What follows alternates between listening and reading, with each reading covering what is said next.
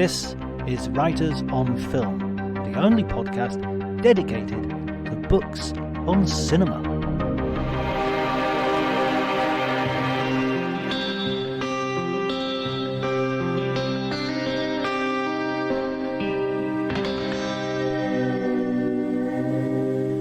Hello and welcome to Writers on Film. My name is John Bleasdale. I am a writer and film critic, and today I'm going to be talking to Mark Searby, who has written a book on Eddie Murphy, the comedian turned film star who was such a phenomenon through the 80s, 90s, through the last 4 decades, I guess, and reinvented himself many times over, sometimes well, sometimes not so well. And we're going to be talking about him and his contribution to movies and Mark's book. If you enjoy the episode, please remember to like, subscribe, leave reviews. That helps a lot. Tell your friends. You can follow me on Twitter as well at Dr. Jonty, DRJONTY. But before you do any of that, enjoy the conversation.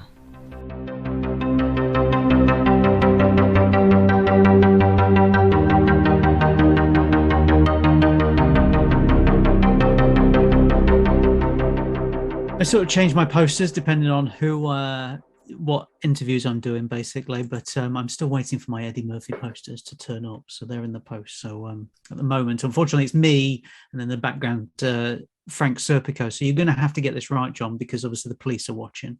Yeah, he's completely incorruptible, which Yes. has no folding a $50 bill in between my knuckles and sort of trying to pass it over to him. And also, he has the greatest set of hair and beard you've ever seen. So that's another issue there. He does one of the best transitions from clean shaven to hippie of anybody in that movie, I think. Well, they did it backwards, you know. Oh, right. Yeah. So they shaved it off at the end. So Yes. I did not know that. There you go. Somebody should write a book about Pacino, really. And if only someone would. And Rik Mayall. And Rik Mayall, that would be good. Yeah, that would be interesting, wouldn't it? That would be. And also Eddie Murphy. I think Eddie Murphy. Yes, that he warrants a book. He warrants a book, absolutely. I mean, people will say, "Hey, there's a book out there of Eddie Murphy," and it's true. There are a couple, but one of them was released just after, obviously, his late night scandal, shall we say. And it's a bit more of his personal life. And then there's one from the early 1980s, which finishes with 4 pages about his star sign. Ah, what is his star sign? I don't know. I skipped those pages. I mean, that's not relevant, is it? I mean, who needs to know that? But, listen, it was in the book. And I was like, wow, how to pad out a book. I mean, the book was only about 70 pages as well. I was fascinated that somebody managed to get that published. So people are interested in this thing. I was interviewing somebody recently for a book I'm writing. And the first thing they said was, oh, well, he's Sagittarius, So, and that was kind of the starting point of their evaluation of the character. He's Sagittarius. And Isn't that interesting that people see an actor or a director or somebody in entertainment first via their star sign rather than anything else? I think a lot of it happens in California. Right. Sort of. I always remember it was in Annie Hall, Jeff Goldblum on the phone to his therapist saying, I forgot my mantra. Well, yeah, you could be right then all about California. Yes. Absolutely. So what did inspire you to choose Eddie Murphy as the next subject for your book? Well, I think much like a lot of people, I am a huge fan of Eddie Murphy. I mean, I grew up with Eddie Murphy movies. You grew up with Eddie Murphy Definitely. movies. But the thing is, let's face it, there is 2 generations out there that grew up with Eddie Murphys, because Eddie Murphy has 2, let's say 3 different career paths now. There's the early stuff, 48 Hours, Beverly Hills Cop, the movies that you and I grew up with and know for the electric Eddie Murphy, the non-stop Eddie Murphy, the guy who was really funny and got away with a lot of things as well. And I was like, that's an interesting guy. But then you have his second career path, which is kids movies, Shrek, Dr. Dolittle, the Nutty Professor, all the others that we won't mention in this interview as well, because they're absolutely terrible.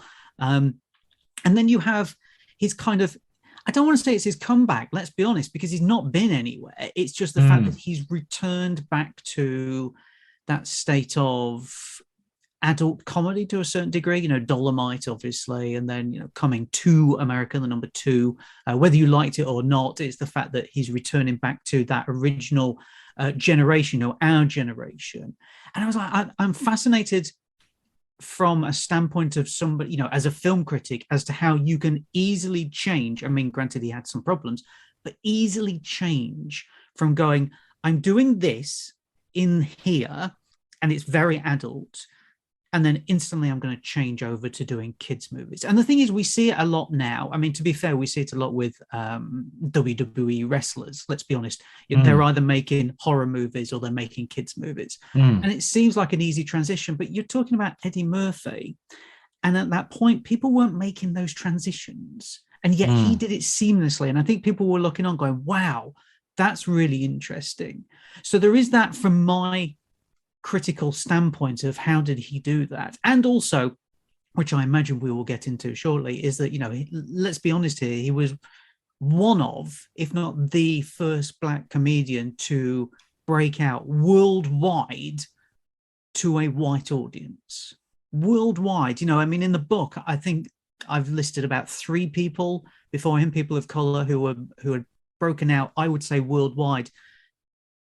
Whitney Houston, Magic Johnson, you know, I would say those 2 people before Eddie Murphy. People will say Richard Pryor. That's on the tip of my tongue. But do you think Richard Pryor was a worldwide phenomenon like Eddie Murphy?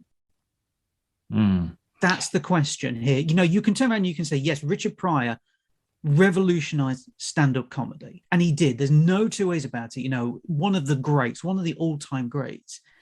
But did he have that impact in films as well? And yes, we can point to, you know, his appearance in Superman, which is great, and we can talk about Moving, which I love that film. I think it's fantastic. Or we can talk about Uptown Saturday Night, but none of those had the worldwide cultural footprint that Eddie Murphy did in 48 hours, and then followed that up with Beverly Hills Cop, and then followed it up with something else and something else and something else.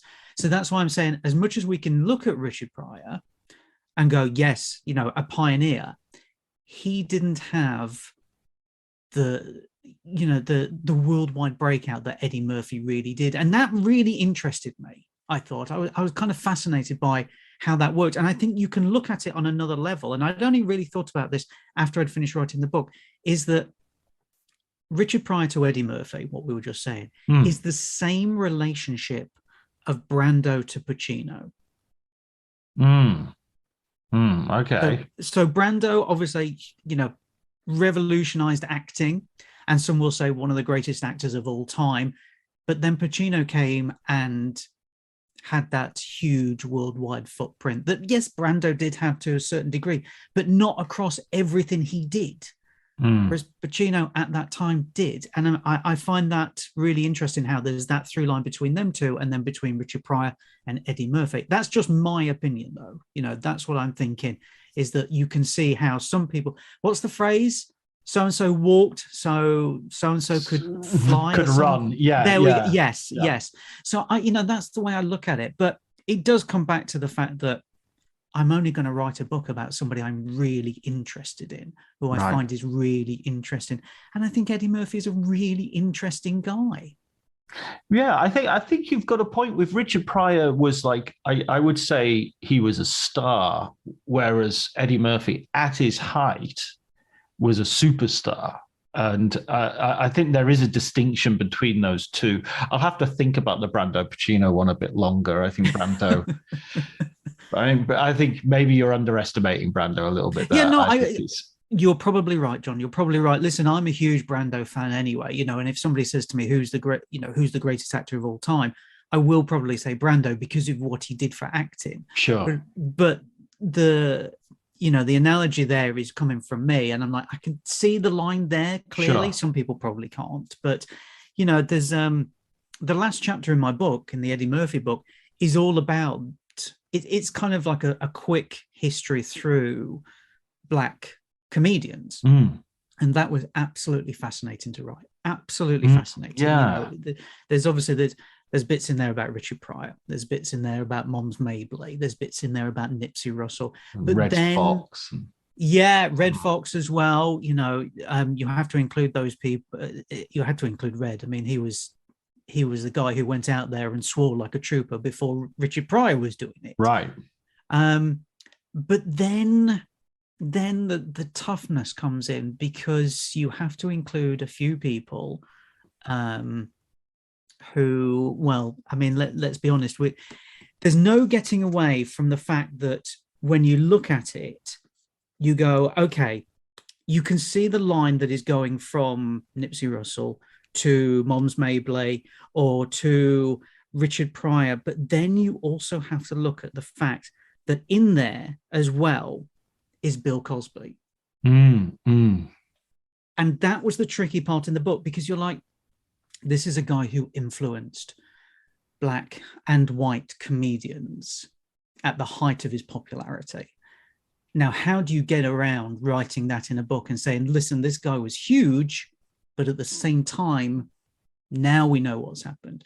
So that was something that I had to go back and forth with my editor about, basically, is that, look, I need to include it. You've got to include Bill Cosby in there. But how do you include a bit in there about, obviously, what has happened over the past several years, the atrocities that he has done? And I think I've just about got it, to be honest. Unfortunately, it does break up the flow of the last chapter a little bit, but it needed to be said. That's the thing. You can't just go, and Bill Cosby did this and then that. And you're going, no, it's got to be addressed. That's the thing. Yeah. So while that's addressed in the book, some people are going to say, but you haven't addressed Eddie Murphy's problems, troubles, scandals, or anything. And it's true, I haven't. But at the same time, I'm never writing a book about somebody's personal life. Yeah. To me, I don't find that interesting. I mean, do you find that interesting at all? I think it's the first thing is, I don't, in terms of Bill Cosby, in terms of what people have done in criminal actions that it doesn't disrupt my appreciation of them as artists necessarily. I mean, Chinatown is one of my the best films ever made, and the guy who made it's a rapist, and I mean, it's it doesn't. I don't want to be flippant and say it doesn't bother me, but it's not. I can compartmentalize, and I can appreciate it without that casting a shadow over it. You can separate the art from the artist. Yeah, I mean, I guess. I mean, it depends a bit on the art, to tell you the truth. Right. But it's not that I can separate it or discount it or whatever. But there's a compartmentalization that takes place. The problem with comedians is that comedians, especially of a certain genre, put themselves forward as truth tellers. So, and this is one of the problems I have with Louis C.K., is that his entire act was based on him saying extreme things because deep down you trusted he was on the side of the angels. So he would say, I remember in his act, him talking about being in a lift with some woman and just saying, I want to come on your face, as a joke. And you would laugh because you would think, that's such a crazy thing to admit and to say. And of course he doesn't mean it. And then when you find out what he's been doing in hotel rooms, with very, very shady notions of consent or lack thereof, then you start to think, well, I don't really, are you joking, or are you hiding in plain sight, or are you getting one over on me as a member of your audience? And that becomes a bit, with Cosby, his problem was he was America's uncle. He was the knitwear king. So he had all these children around him, and you just saw again that there was this element of trust, and then he was raping people, systematically. He had a method and everything. Yeah, and you're talking about, you mentioned there about Louis C.K., and I think we can look back at obviously what Eddie Murphy was doing in Delirious and Raw, and talking about homosexuals and AIDS. And obviously at that time it was, it's still deeply troubling to watch those shows, even though they are incredible shows. I mean, my goodness, they are amazing. But you watch that section now and you just think, yeah, this is not right at all. And it wasn't right then. And the thing is, obviously we now know over the past several years, Eddie Murphy has apologized time and again for it. And he has come out and he said, listen, I was not as educated about AIDS back then as I was now. And I realized that what I said was wrong, and I apologized. And he continues to apologize for it. So he understands what he did wrong there. That doesn't make it right at all. And some of the other things that are in Raw, talking about bringing a woman back from Africa who doesn't understand, the way that the first world works, or the way that Hollywood works, or anything else like that. I mean, they're deeply troubling, but at the same time, you're kind of like, okay, I am laughing at it, but there's still that thing there where you're going, no, this is too much. But then he does the routine about the hamburger or the ice cream.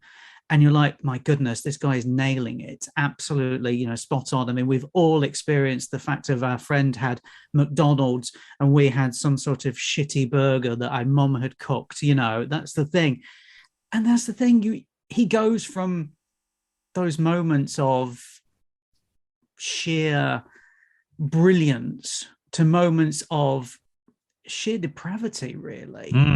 But then that's the education. And as he said, he didn't know any better. And I guess when you are that famous, I mean, let's not forget, he was worldwide famous, even when Delirious was coming out, and he had surrounded himself with yes men. And that was very clear to me when I was writing the book, that very early on, he surrounded himself with his mates, as I guess we would all do, put them all on his payroll, and then nobody ever said no to him. Nobody ever turned around and said, I'm not sure this is a good idea. And obviously, for all of the great that did, for all of the goodness that did, that gave us something like Coming to America, because, he had that idea while he was on tour. Boomerang as well, a great idea, a great film as well. At the same time, nobody turned around to him and said, these moments in your stand-up, maybe you shouldn't be doing them. And I think that's possibly always been a problem with Eddie Murphy, is that he surrounded himself with his friends. He surrounded himself with yes people. I don't think it's a problem now. I think he has now realized that actually we need somebody to tell me no, which is great. And bizarrely, one of the few people who seem to have been able to do that through the years, actually, with him, is Barry Blaustein, who was one of the writers for Saturday Night Live. He was instrumental in writing for Eddie Murphy on Saturday Night Live. They wrote Coming to America together, Nutty Professor as well, Coming to America as well. They've had this long-standing friendship for decades. And from interviewing him for the book, it did seem like he had the ability to turn around and say, no, that's not funny, or no, that's not right, etc. Like, I'll give you an example. He was telling me about, there was an idea in Coming to America, so the sequel, that the guys in the barber shop, in the Mighty shop, were going to have MAGA hats. But it wasn't going to be about Trump. It was going to be about somebody else. And they didn't understand that it was about Trump. And basically, Blaustein and Murphy turned around and said, it's really funny. It really worked on the page. But at the same time, it dates the film.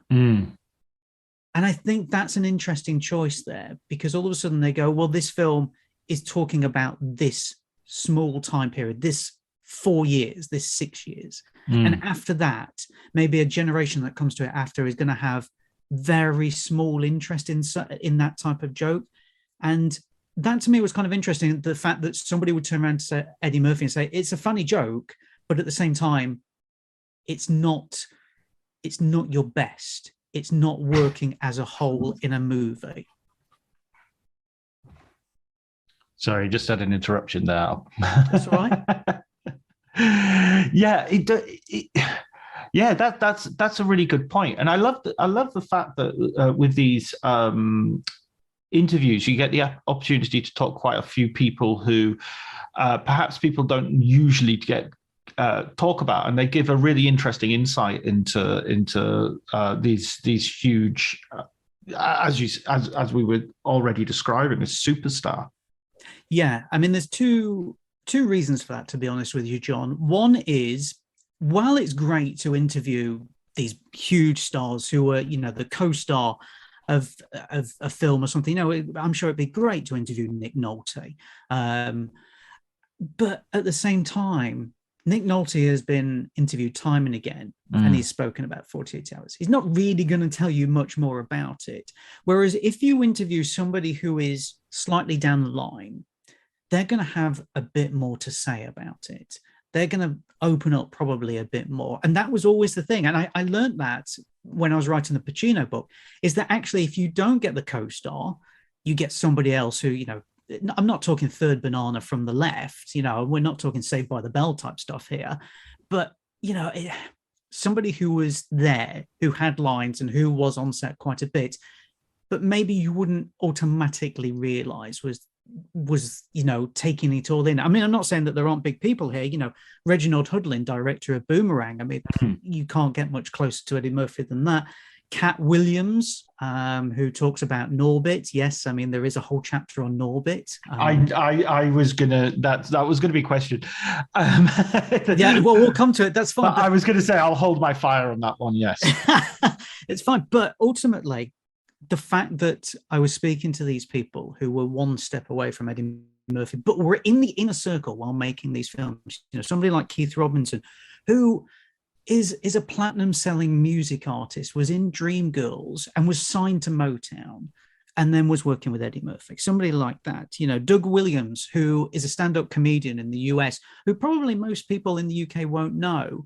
He's got quite a following in the US, but at the same time, he had such an interesting story to say about working on the Nutty Professor, in that basically he was down and out and he was lucky to get the gig. And then Eddie Murphy really helped him along, and it kind of brought through this selfless side of Eddie Murphy, which I think a lot of people probably weren't aware of. So getting these interviews was great because you actually got some real stories out of it. That was the thing as well. But there is a flip side to that coin as well, John, is that, yes, I did go after some of the big names. I'm not going to say that I didn't. I did. But nobody wanted to talk about it. Why was that? Well, I don't know. This is the thing. With the Pacino book, everybody was like, hey, I'm happy to talk about working with Al Pacino. Of course I am.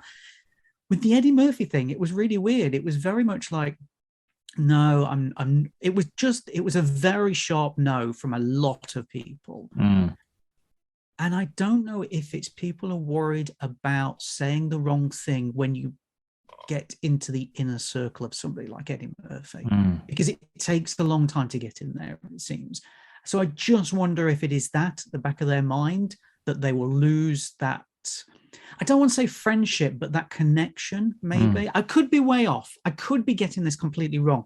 But the fact that so many people turned around and said, no, thank you, we don't want to do it, or no, I'm like, that's strange to me, really strange. You would have thought everybody would be shouting from the rooftops, I've worked with Eddie Murphy, and it was amazing. But yeah, it was very odd, very odd. He's always might not be right, but he's had a combative relationship with the press as well. So you would imagine that he would be very protective of his image. Yeah, I think so. I mean, there's a great interview out there that I saw when I was writing the book about him. He was in the UK for the first time, and they said to him, "What, do you like the UK?" And he goes, "No, I hate it. Absolutely hate it. I'm never coming back." And I don't think he ever did come back either. That's the thing. You think nowadays, with obviously all of these world premieres, the stars fly around the world. I mean, Eddie Murphy never came to the UK for any of these movies at all. I'm talking Shrek, I'm talking Nutty Professor, Dr. Dolittle. We're going that far back. Dolomite. No. Why did he hate the UK so much? I just think it wasn't. I mean, I'm not contradicting him, but yeah, I mean, maybe. Well, it's difficult to know. I just don't think. Maybe it was the adoration. Maybe it was something like that. Like people weren't bowing down to him enough at the time. I'm not sure. But then at the same time, he is a homebody as well. He loves staying at home. This is the weird thing that I discovered as well, that he would happily make a film shot down the road, at Culver City, than go half the way around the world and film something, do a Marvel movie or something else like that, because he would rather be at home. He would rather be with the family. And that's the thing. That's the interesting thing now, is that, yes, he had the big life. He had the going out every night and, loads of money. I mean, his nickname during the 80s was Money, because he was making so much of it. Right.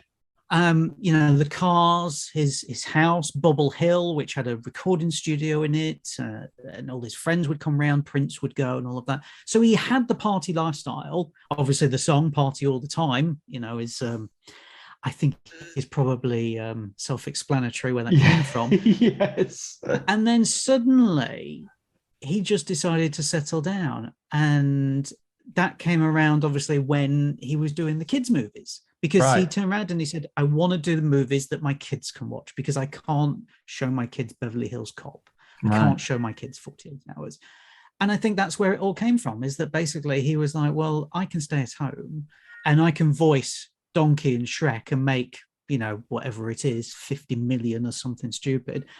And I've only got to travel down the road. It's very simple for me. And I think he then got into that very easy groove that I think some actors do, of just doing the same type of role over and over again, because it seems to work for them and they haven't got to dig deep at all or anything. So I think that's where that came from. I mean, listen, I'm not going to knock him for continuing to take DreamWorks' dollars for doing Donkey. I mean, let's be honest, that's an iconic character. Again, we're talking about Eddie Murphy iconic characters. Donkey. Absolutely. Well, let's go back a little bit, because I'm also interested, because you know a lot about comedians, and you've written about Rik Mayall, so you're obviously sort of very much into that part of culture and that area.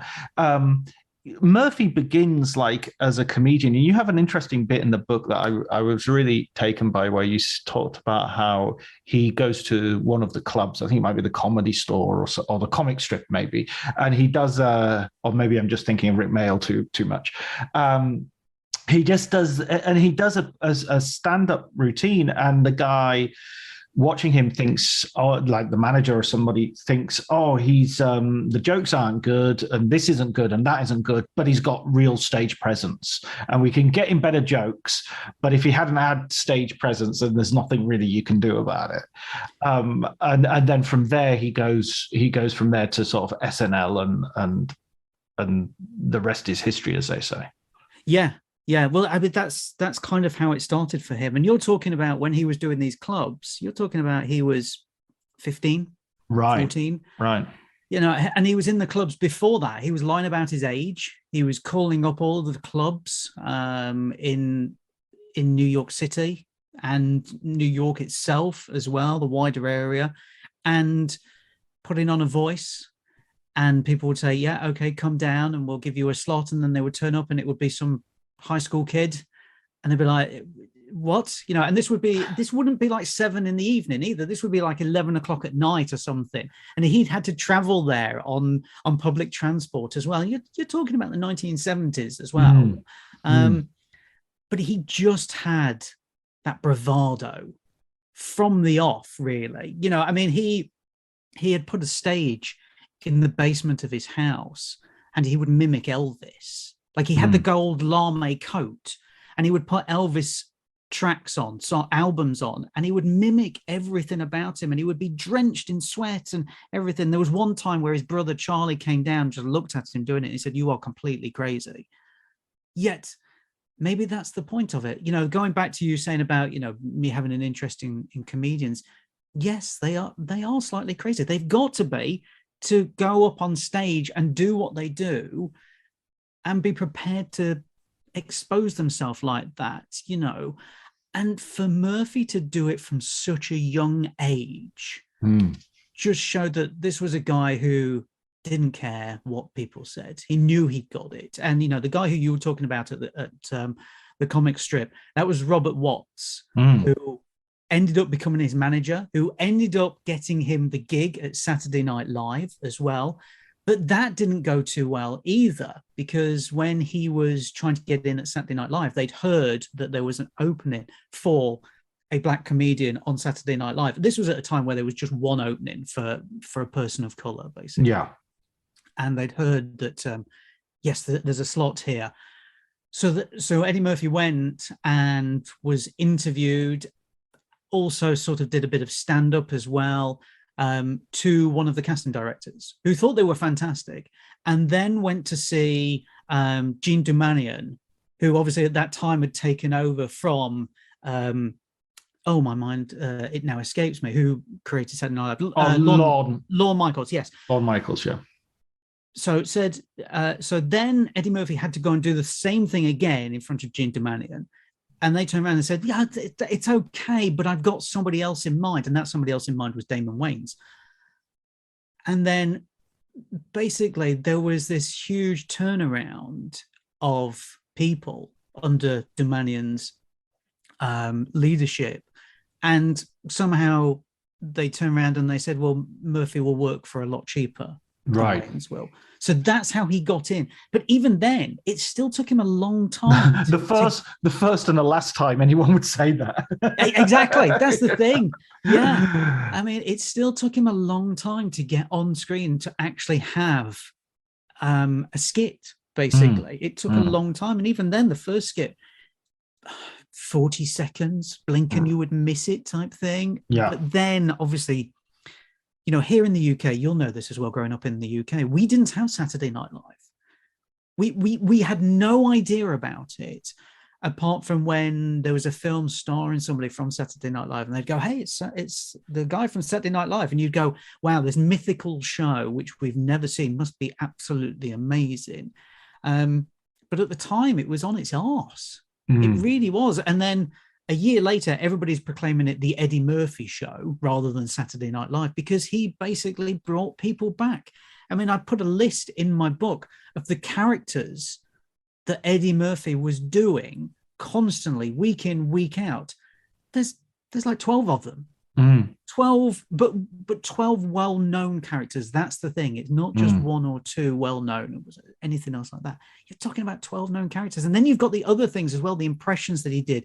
I would absolutely encourage everybody to go online, go to YouTube and type in Eddie Murphy, James Brown, and watch him do James Brown in a hot tub.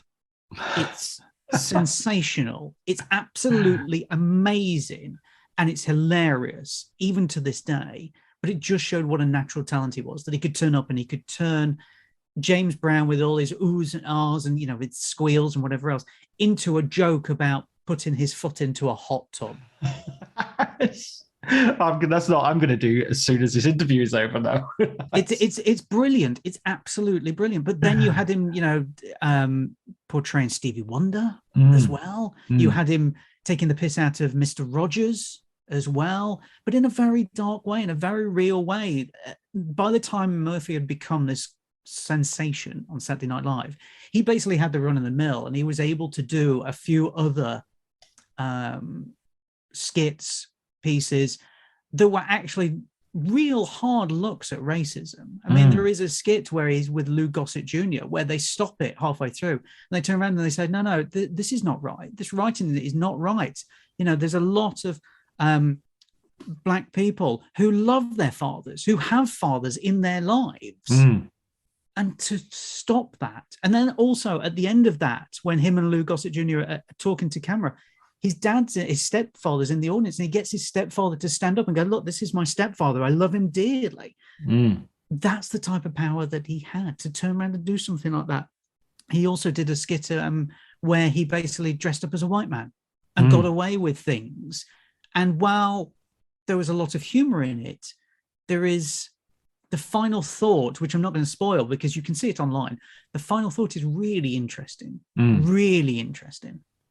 Yeah, that impact. You're absolutely right about Saturday Night Live not coming through, and it's a bit weird now that we do have YouTube and we have Saturday Night Live. On Twitter, always blows up after someone does a monologue, or David Chappelle comes back to Saturday Night Live, and I always feel like we're lagging. America has this way as well of talking about itself as if the rest of the world should know. So it's always there's sort of like, oh, this is huge, David Chappelle. I don't know who David Chappelle is. Only quite recently with Netflix specials and stuff have I been sort of like looking at it. But anyway, you say in the book, and it's quite right, that the sort of transition from Saturday Night Live to movies already starts to become a sort of well-worn path, with Dan Aykroyd and Ghostbusters obviously being one example, but before that, Caddyshack and the Blues Brothers, probably the first real example. I mean, you have National Lampoon's Animal House before that, but they're kind of sort of robbing a lot of people from Saturday Night Live to make that. But it's interesting that sort of Eddie Murphy doesn't sort of take one of those Saturday Night Live characters and just bring it to the big screen, which is what Aykroyd and Belushi do with Blues Brothers, for instance. I mean, 48 Hours is really a cop show that has been a cop film that has been written way before Eddie Murphy. I mean, you say, he's kind of in short pants when the first version of the script comes out, and he kind of takes over a project which isn't meant for him, and yet sort of becomes the best thing in the film by a long chalk. And yet the studio didn't want him at all. They saw the first lot of rushes and were like, no, we could shut it down. We can get somebody else in. And I mean, even Murphy turned round to those who were involved. So Larry Gross, who was the writer, who I interviewed for the book as well, and Walter Hill, and said, listen, I know I'm not doing my best here. I can do better. And they brought in an acting coach for him for a few weeks as well. And from that point on, he got better and better, to the point where the studio basically turned around and said, can we get less Nick Nolte and more Eddie Murphy? And you think, that's a phenomenal change for a studio to say that, for the heads of the studio. And then obviously 48 Hours comes out. It's a global smash. Eddie Murphy signs with Paramount for X amount of millions of dollars to make himself, this multi-millionaire by the time he's in his late 20s. But you're right, it is a change. He didn't decide, I'm going to do a Gumby movie. Yeah. And I think that's him pushing himself rather than going, well, this character's okay, and I've already got an audience for it.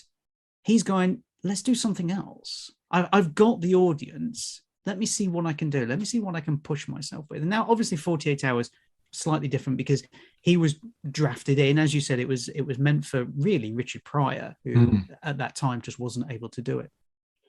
But after 48 Hours, that's when he realized, I've got a lot of clout within Paramount, within the studio system, within films as well. And that's, Coming to America was just basically, while Eddie Murphy was on tour, he wrote a one-page treatment and gave it to Barry Blaustein and said, right, fill this out. I'll come back to you after the tour.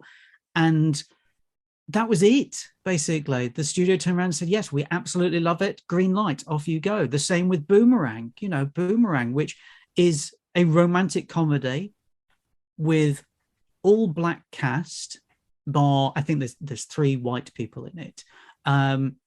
And while we see that a lot now, you think about something like Mr. Malcolm's List, which came out recently, which is a colorblind period drama. We're seeing it now, but we weren't seeing it when Boomerang came out at all. No. So Boomerang, once again, a pioneering movie. I love that film. I think it's really funny, really funny. And it kind of, that was when Murphy was starting to change a bit because he wanted to move away from being the larger-than-life electric comedic actor, and he wanted to be the sexy Hollywood star, because obviously at that time he was on the front cover of every single magazine. He wasn't just on the front cover of Ebony magazine. He was on the front cover of Playboy. He was on the front cover of People. And he was on there with his shirt off as well. You know, people were like, my goodness, this guy is incredibly good looking. So there he suddenly thought, why don't I do a romantic comedy where, yes, I've got some funny lines, but actually it's a real look at people trying to find themselves. And also, let's be honest here as well. It's about Black people in power as well. That's the thing, because everybody in that movie is a hotshot or, you know, really successful at business. And that hadn't been seen before either. So I think that's a fascinating change for him as well, to fill that movie with people like that and say, none of these people, none of them, bar maybe Chris Rock, obviously the brief appearance where he's the mail delivery boy. You know, I mean, that's like the lowest person in the movie. All the rest of them are upper class, high profile, workers.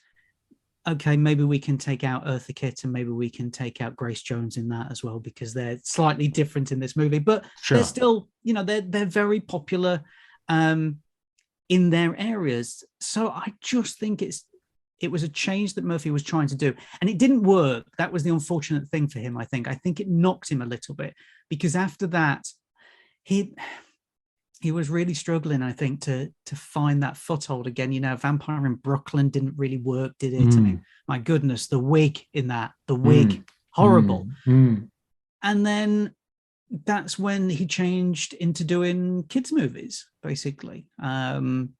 Just on the off chance, he was like, I want to do something for the kids, and it worked well. And he was like, well, I'm going to play in this sandpit for 20 years.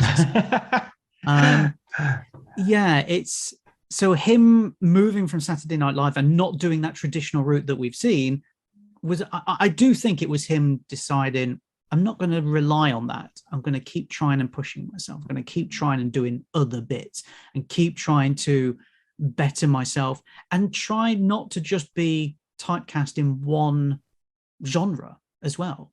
Because you would say Eddie Murphy is a comedic actor, but at the same time, you wouldn't turn around and say, well, he's just a kid's comedic actor. You know, I think that's the thing. And this is what I was saying to you earlier, is that you and I think of him in Beverly Hills Cop or 48 Hours. But if you talk to your kids, John, chances are they're going to turn around and go, yeah, he was great in Shrek, or he was great in The Nutty Professor or something.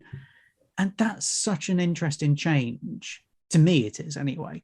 Yeah, I think you're right about him not being, but it's an interesting thing that you have him dressing in his, you know, trademark red leather, not, you know, onesie, and really absolutely putting out front there the sexuality and the whole, you know, there's a sort of aspirational, you know, loud and proud, maybe not necessarily as sort of coherently political or radical as some other comedians had been in the past, but there's definitely, you know, he definitely is it. I mean, 48 Hours has it where he's, you know, I'm your worst nightmare. I'm a black man with a badge. Yeah, you know, I won't say what he says because obviously. But he's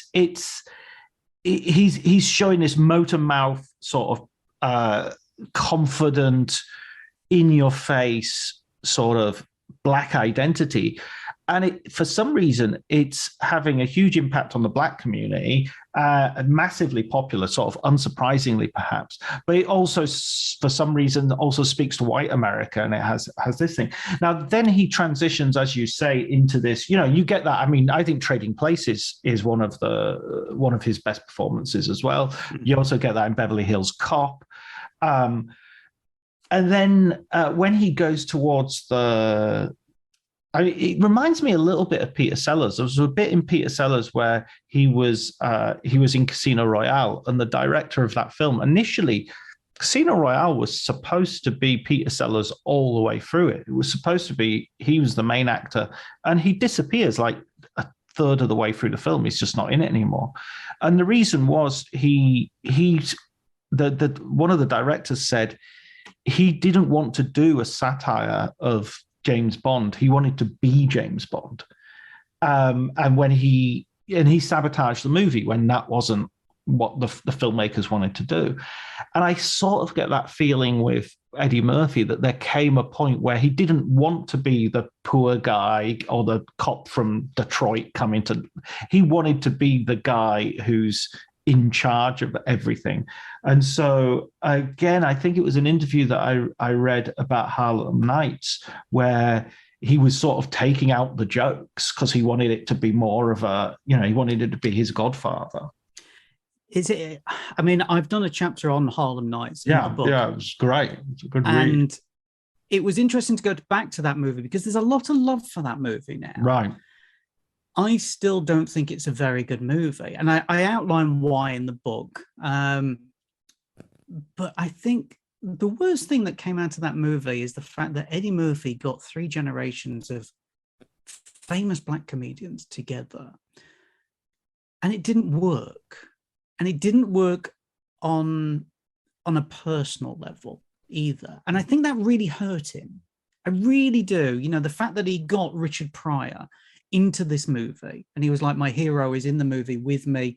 He's on the same side as me. We're going to have all of the same jokes. We're going to have it great. And I'm going to be able to, just by osmosis, take in some of that Pryor magic. And it didn't happen because at that time, Pryor was he was secretly struggling with MS and nobody knew. So basically he would turn up on set, do the thing and then go home. And I think that, that was a disappointment for Murphy, even though he didn't know that he was ill. I think it was a disappointment that he didn't get to hang out with him and understand more. And the same with Red Fox. Obviously Red Fox was getting on by then as well.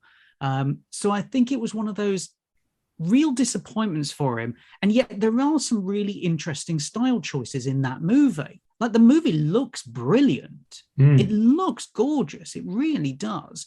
And it's a movie where it's basically, it's a role reversal, basically. The black guys are on top and the white guys are underneath trying to come up from underneath. That's the thing. And we hadn't seen that either, really. You could say that there were maybe a few blaxploitation movies, but they hadn't broken through into the mainstream like Harlem Nights did. So there is some interesting bits in Harlem Nights.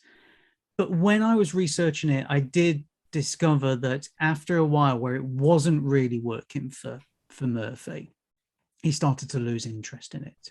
Started not turn up on time. And you're talking about a guy who is starring in it, producing it, has written it, and is directing it. So, he needs to be there all the time. Yeah.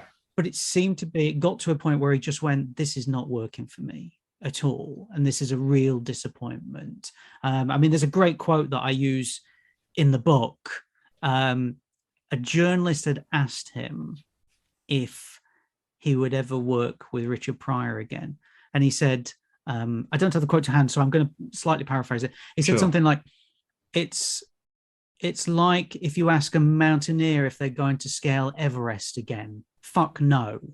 And you think that's really brutal. That answer is really brutal for a guy who he had posters of on his wall. And, people say you should meet your heroes. And I totally agree with that. I've met people who I've absolutely adored through my life and they've been brilliant. But when you have that sort of reaction and feel like they're doing something you want to do, turn out to be not what you expect, you can see how demoralizing that would be for him. Yeah. And why he probably changed paths. Yeah, absolutely. And the other irony is that his sort of attempt to sort of reinvent himself with Harlem Nights, and then later, as you said, with Boomerang and Vampire in Brooklyn, sort of this more suave and less sort of broadly comedic version of himself. That sort of upper middle class sort of aspirational version is also kind of what Bill Cosby was doing and which he was railing against in his stand-up initially. Yeah, absolutely. That's the thing. So you can see how that progression happens. And that's the point of the last chapter in my book, actually, is to show how the progression from some of these black comedians just on the Chitlin circuit managed to break through.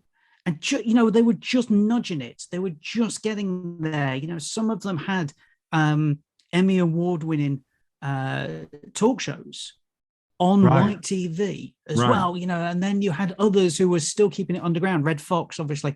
And then you had Richard Pryor, who basically broke through and people loved him no matter the color, basically. And then you had Eddie Murphy. So the final chapter is really like a through line of how Eddie Murphy came to be. But I want to go back to something you mentioned right at the start, actually. Maybe we should talk about it, actually, quickly. Sure. Is Norbit. Right, yes. Because the thing is, obviously, for all of the great stuff that Eddie Murphy has done, and then you have that sort of period where he did a lot of, oh dear, Imagine That and Meet Dave and, all of those that were just basically him turning up at Culver City and just going through the motions. You have Norbit, which is constantly voted one of the worst movies of all time. And I mean, rightly so. I had not seen it since it had been released. And I remember hating it on release and then wanting to watch it again.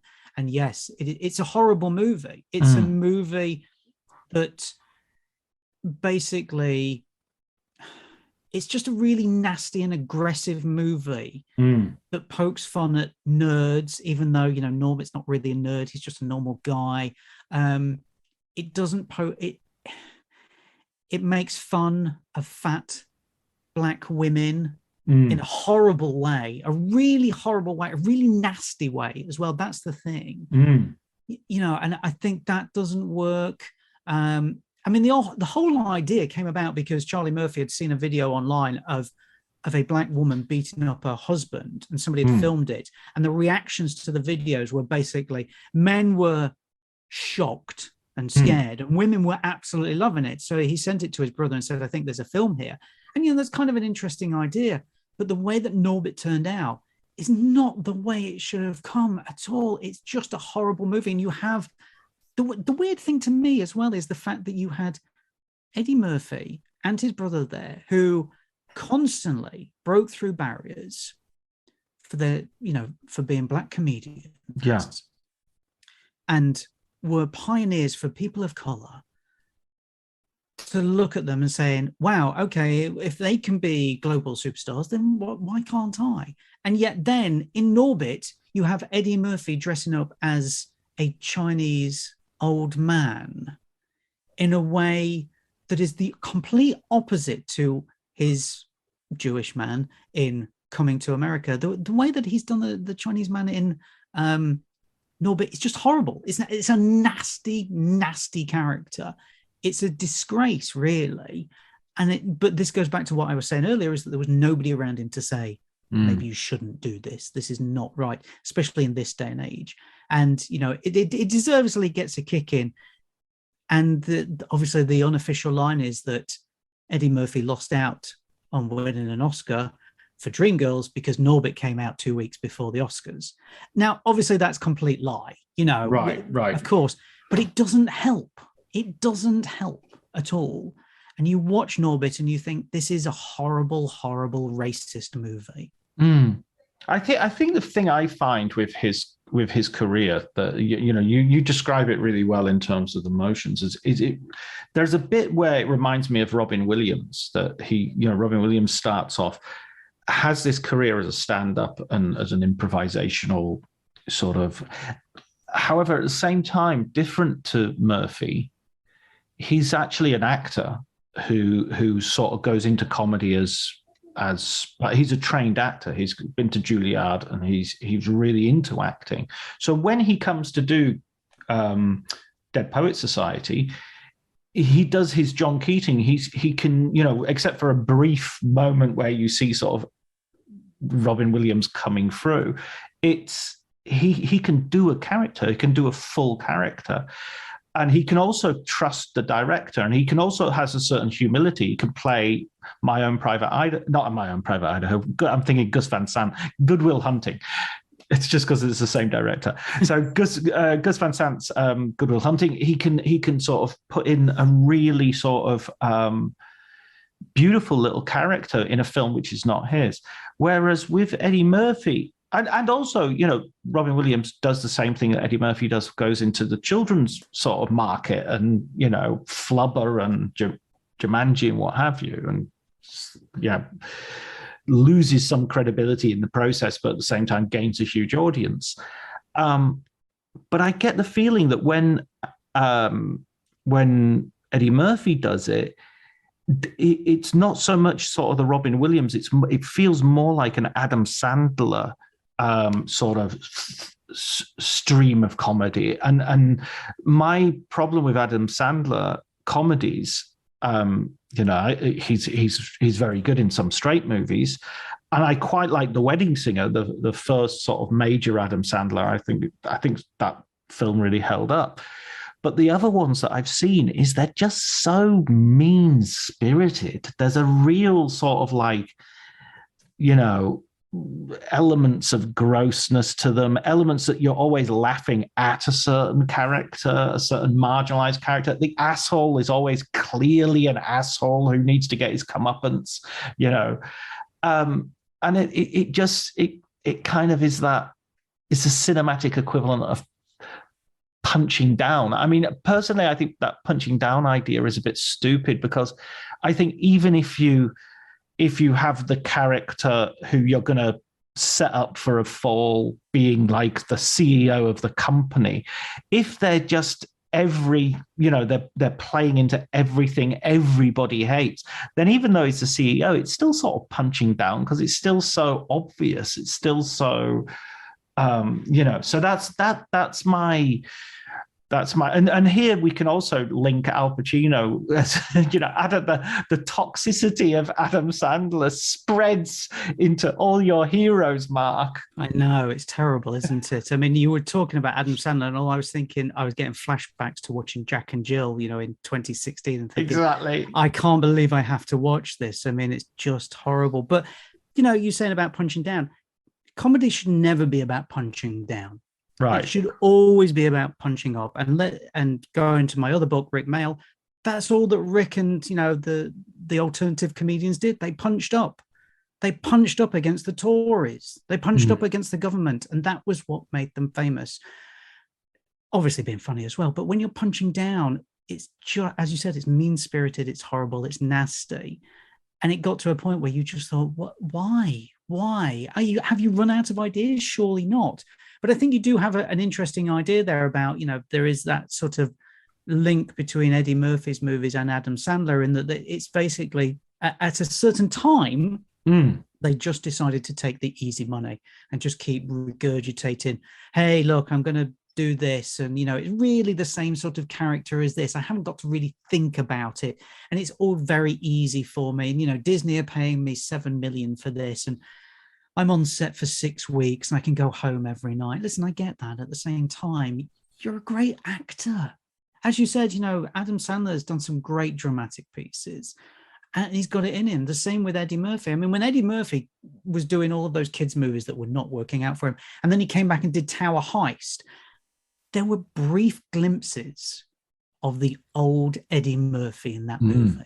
And you look at the reviews, and I put them in the book as well. You look at the reviews, and every single person praised Eddie Murphy's performance and said, yeah, the film's okay. It could do with being other things. But the thing is, that wasn't meant to be that film anyway. It was basically meant to be Eddie Murphy was taking it on, and it was going to be an all-black cast. And then there wasn't the money for it, or the studio system didn't think it would work. So Murphy dropped out, and then other people came back in, and it ended up being an okay movie. But Murphy's great in it, and you watched it and you went, "Oh, this is the Murphy we want. This is who we want." And I think that was the disappointment. I mean, thankfully, it does seem like he has come back, because he, Dolomite Is My Name was a tremendous movie, but that was a movie that he had been working on for maybe 20 years, because he knew Rudy Ray Moore. That was the thing. He knew him, and he was like, I want to do a a film about your life. You've had such an interesting life.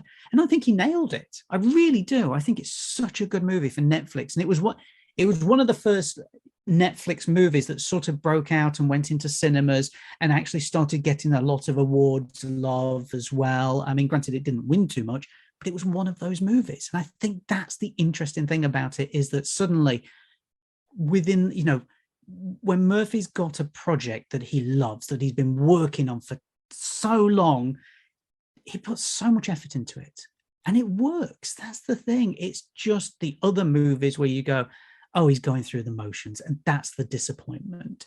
But then, I mean, how many scripts is he being thrown at? That's the thing. He's being given so many scripts because he's under contract. I mean, in the book, I've written a list of the movies, or at least some of the scripts, that he was being offered by 1980. So 1986 turns around, he's one of the biggest things ever. I'll give you a list of them here, John. I mean, it's just relentless.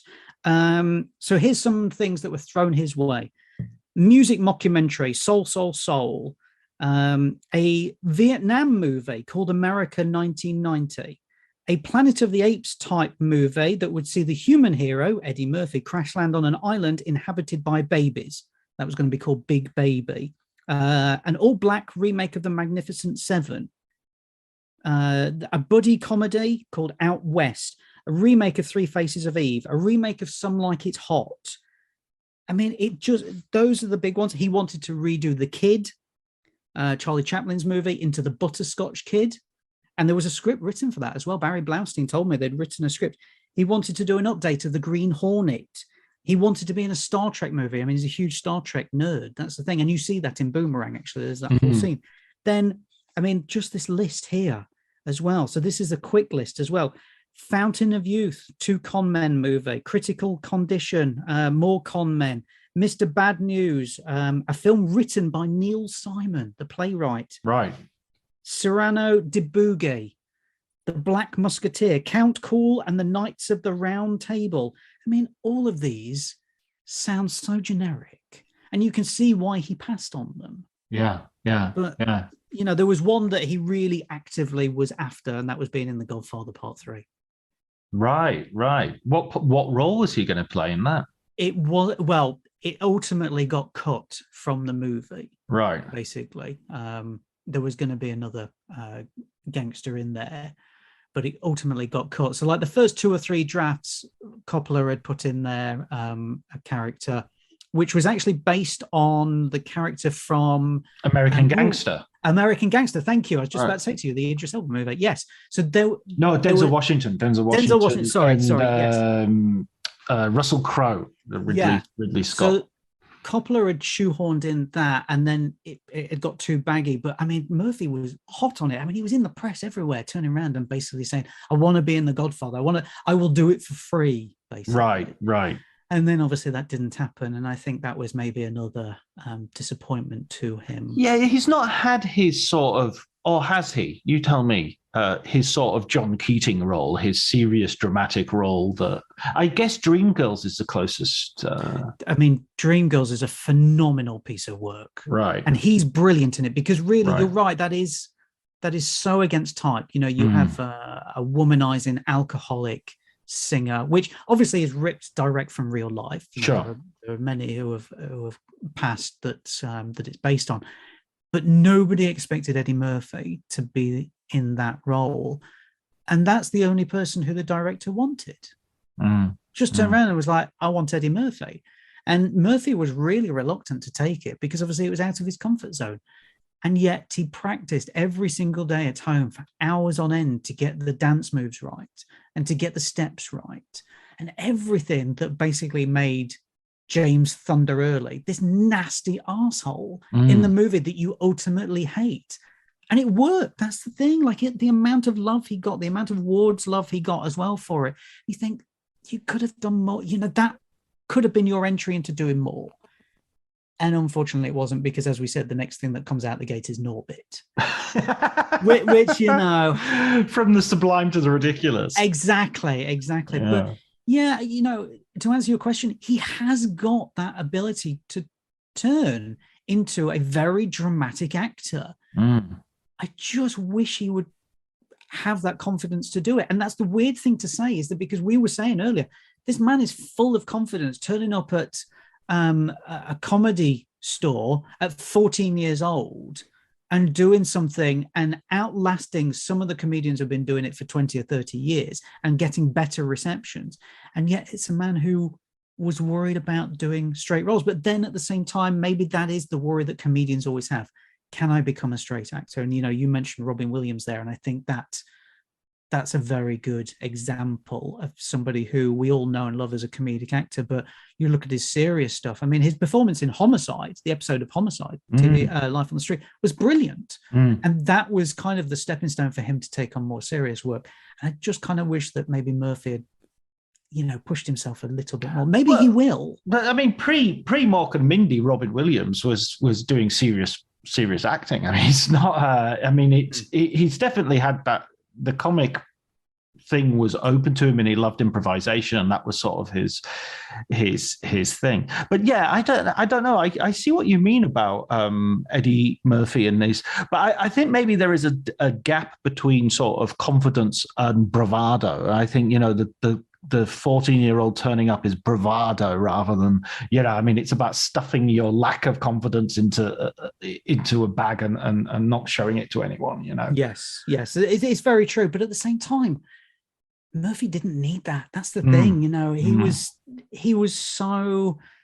he had that attitude even at school. Like he would turn up at school and have a briefcase. Right. And in that briefcase was a notepad with jokes on it. Right.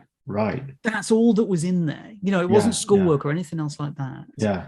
And you're like, who turns up to school, even in the 1960s or the 1970s, with a briefcase? Yeah.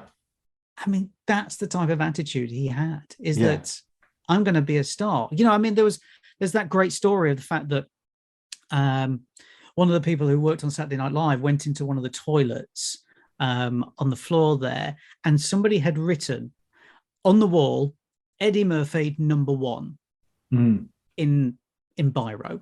Yeah. And it wasn't big. And then he went into the same stall a few months later, and it had been scribbled over with the same words, but in big fat marker. Right. I mean, nobody knew who wrote it, but let's be honest. Yeah. Let's be really honest here. That's the thing. And why not? Why not? He had the attitude, he had the jokes, he had the style, he had the look as well. And that's going back to obviously your first question, which was, why write the book? That's what fascinated me. Is somebody like that having all of it, having almost the complete package by the time he becomes a film star. And we still don't see that these days. I mean, think about breakthrough film performances, as in an actor has turned up, you've never heard of them before, it's their feature film debut, and all you've done when you've come away from the film is talk about that person. And you go, well, Eddie Murphy in 48 Hours. And the only other one I can think of is Cameron Diaz in The Mask. Yeah. I mean, off the top of my head, I'd have to. Not even Pacino, because he did Panic in Needle Park. So as much as people go, oh, The Godfather, he'd done a film before it. Sure. But the debuts that Orson Welles in Citizen Kane's pretty good. I mean, I mean, sure, okay, you can include that if you want. Yeah. There are bound to be some, but no, I see your point. Where do you think? Also, I want to note that we keep sort of skipping over Donkey in Shrek, but that character's amazing. That's a really genuinely funny, uplifting sort of character, and his shtick doesn't get, it outlasts the movies. I think it's really well done. Yeah, I completely agree with you. It's, I mean, let's be honest. That film has three great characters, and they're all the three central characters as well, all made their own. Well, actually, no, let's say four, with John Lithgow in there as well. Right. You know, yeah, Lord Farquaad, which shouldn't even be in a children's film, but it's so funny. But I think that's the beauty, is that you know, DreamWorks made this anti-Disney fairy tale movie that took the piss out of Disney, and they got away with it as well, which is brilliant. And then Eddie Murphy, John Lithgow, Cameron Diaz, Mike Myers all turn up and all give incredible performances that even if it was just them in one movie, you would talk about it. Yeah. But when they're all in it together, you can talk about every single one of them and go, yeah, brilliant performance. That's a brilliant performance. But, you know, it really was lightning striking, wasn't it? It was lightning in a bottle. I mean, granted, they've gone on to make the sequels, which have made, you know, billions of dollars worldwide and still continue. But you're right. Donkey is a fun character. Let's be honest, he's kind of our age type character. He's a little bit, you know, there's that dark side to him. He's a little bit disappointed at times, but he wants to be fun. He wants to be jovial. He wants to be over the top and everything. And sometimes people go, it's a bit too much. And you go, oh, okay. And I think the way that Murphy found that is kind of interesting. And there's no great secret to it. He just turned up and did it. And yet some people, you know, they want to find the character and they want to understand who it is. You know, obviously Mike Myers had to re-record all of his dialogue because it didn't work the first time. He was doing it in his own accent and it didn't really work. So he decided to do it in Scottish. That sort of worked. Well, it did work, obviously. But Murphy just turned up and just fired it out. I spoke to Vicky Jensen, who was the co-director of the film, and she said, he was brilliant. He was absolutely brilliant. He'd turn up, he'd do his work. He was open to suggestions and we couldn't fault him. And, you know, at times he would do a few ad libs, but he wouldn't do it too much because he realized, you know, we've got to stick to the script because of the animators. And you're like, okay, well, I wasn't quite expecting that because, you know, you hear about people who do voice acting and they'll go off and do wild tangents just because they'll try and find the right phrase or attitude or tone for that character. But for Eddie Murphy to turn up and go, bang, I've got it, that was it. Yeah, absolutely. And to this day, we're still talking about that character. We're still making jokes about that character. We're still enjoying that movie. I mean, you watch Shrek now, it's still really funny. It's timeless. Yeah. And as much as we can poke fun at the animation and go, well, it's a little bit dated, it doesn't matter because it's the script and it's the people who are doing the voice that make it. Absolutely.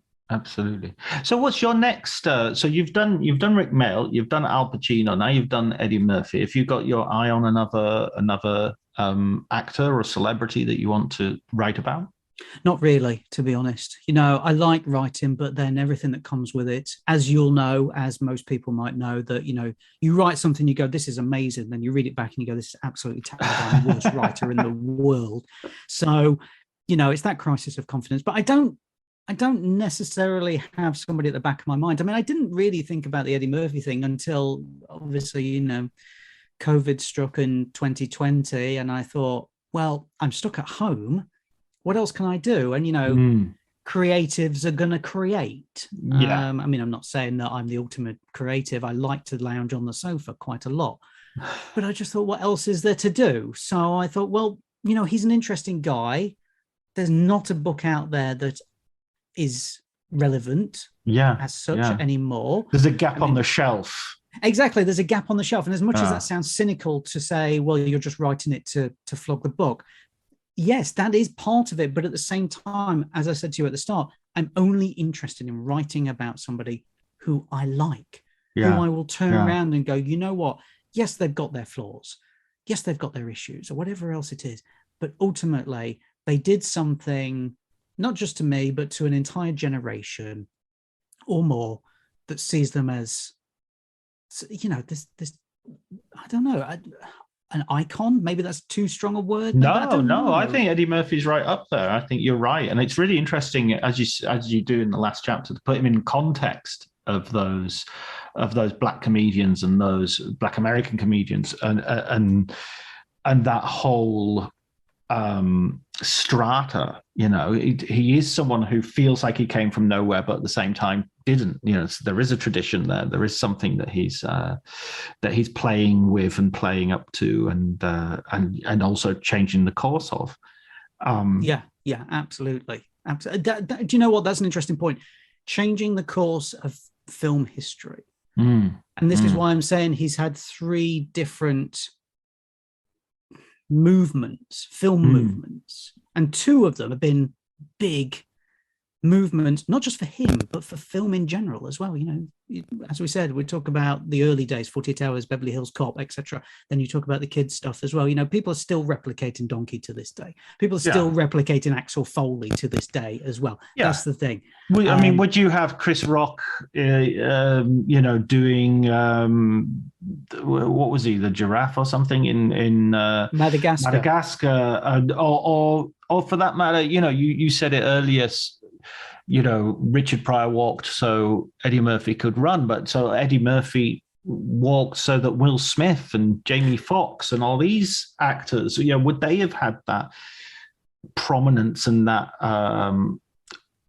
ability if it hadn't been for Eddie Murphy sort of breaking down some of those barriers, and also some of that sort of like FU energy of like, pay me my money, show me the money. And then turn around and flashing it as well. That's the thing, because that was a brave thing to do. Yeah, really, absolutely. Especially in the 80s, where it was all about white yuppies and look at this and whatever else. And then there is this young hotshot black guy from New York who really wasn't given a chance. Then all of a sudden he's got the money and he's on every single magazine. He's on every single TV talk show, not just Arsenio Hall's talk show either. We've got to say that, he was on Dick Cavett. I mean, he was friends with Dick Cavett. Yeah.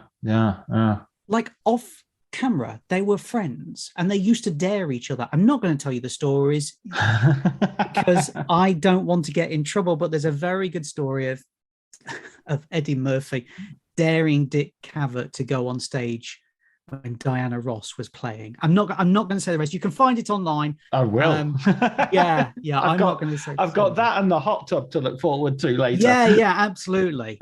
But it is that thing that you have these people who have broken through. You really have, and it's made an interesting thing. And one of the things that I discovered when I was writing the book is that Eddie Murphy is one of the few film stars, one of the few, central stars that on a poster is looking at you. Yeah. You think about film posters nowadays, go and look at any of them. All of them are looking off to the left or, up or down or whatever else. Very few of them look straight at you. Yet, if you look at Eddie Murphy's film posters, the majority of them are looking at you. Right. I'm gonna have to Google that and have a look. But off the top of my head, 48 Hours, Beverly Hills Cop, Coming to America. Yep. Boomerang. Right. Imagine that. Bowfinger, Life. Trading Places. See, here we go. See, look, so ultimately, you're talking about 90% of Eddie Murphy's filmography. Yeah. The posters is him looking directly at you. Confrontational, Yeah. Brilliant. Listen, Mark, that's it's absolute pleasure to talk to you as always, and I hope you do have you get that itch once more. I hope we don't have another lockdown, obviously, but no. I hope you do think of some figure that you admire in the world of film that you want and entertainment that you want to, because I really do enjoy reading your books and finding out so much more about them. Thanks, John. That's really nice. Can I just finish on 2 things? Is sure. that okay? Not at all. I just want to. There's just somebody I really want to say thank you to, who was instrumental in helping this book, and that's Leslie Byron Pitt. Everything that I wrote, I put through Leslie. Right. And he was amazing with his feedback. I'd said to you, obviously, here I am, a white, middle-aged British man, and I'm writing about a Black American comedian who is in his 60s. So, there's always going to be that gap. Yeah. And as I said, a lot of it came down to the research. I really, this was a book that really pushed me, really pushed me, and I was pleased for it. But even then, there were bits where I was like, yeah, I need somebody to read this through. And Leslie I'd known for a while, just through, social media, really. And I'd seen his writing. I really liked his writing. And I reached out to him and he was like, I'd love to do it. Yes, he's a huge Eddie Murphy fan. He grew up with Coming to America, he was telling me.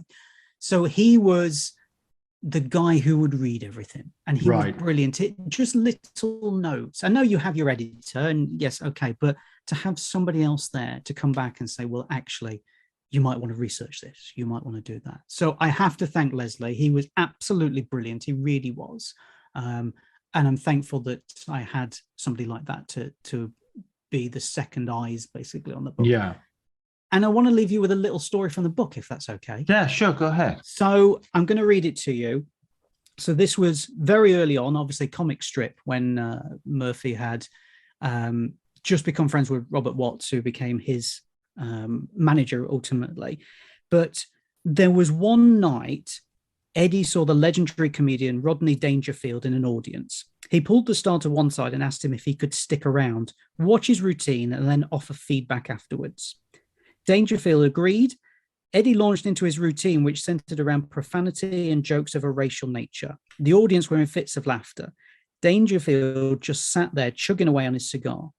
After Murphy finished his set, he met Dangerfield backstage and was told, I'm not going to do the impression here, by the way.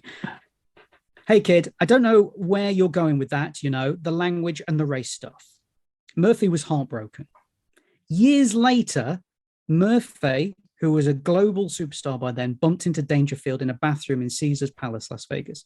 Dangerfield saw him, remembered what he'd told him all those years ago, and said, hey, who knew? Excellent.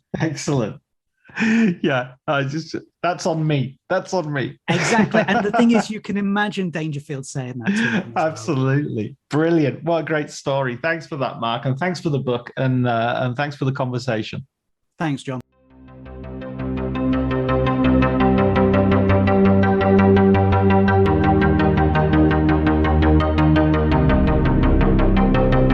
So that was our conversation on Eddie Murphy. I hope you enjoyed it as much as we obviously did. Had a great time. If you have any questions or suggestions for future episodes, please get in touch. Don't hesitate. You can reach out to me via Twitter or my email, drjohnty with a H this time at gmail.com.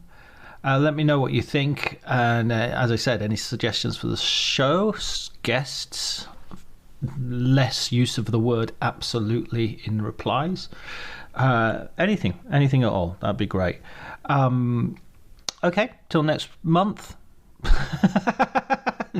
Till next week.